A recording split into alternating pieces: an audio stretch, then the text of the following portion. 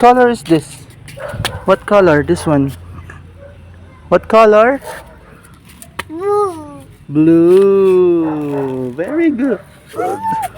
Blue. And this one. What color is this? Green.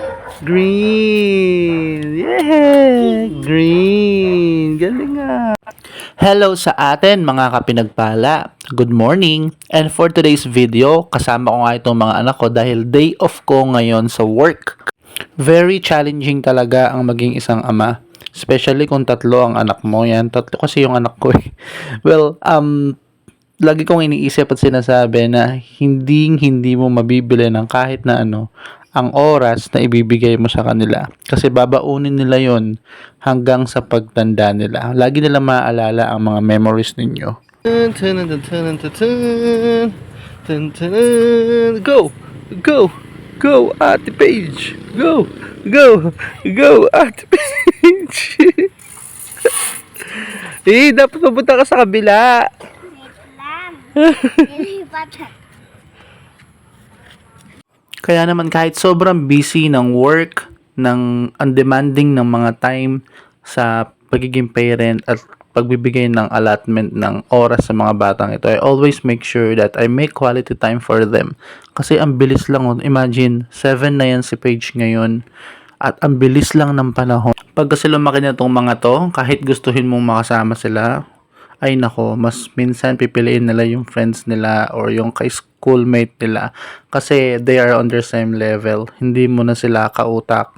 Ako naniniwala ako that being a parent is a calling, being a father or a mother is a calling as well. Especially those responsibilities na magkakaroon tayo once na tumatanda na sila.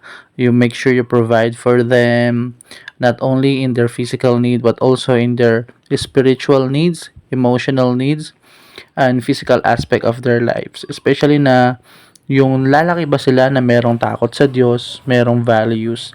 Kasi naniniwala ako na kung papaano yung upbringing mo, yun yung malaking part na maaalala nila. Yes, nakakapagod. Yes, nakakaubos ng lakas at nakakaubos ng pera, panahon, lahat-lahat. Tatanda ka na nag-aalaga ka ng bata. Pero isa lang masasabi ko, this is very fulfilling. Ito yung hindi ko maintindihan dati sa mga parent, bakit sila nag-aanak, bakit sila ganto, ganyan. Pero nung naging experience ko na bilang isang tatay, bilang maging parent, nakita ko kung paano kumikilos yung Diyos. Iba pa rin talaga yung pagsama ng Diyos kapag parent.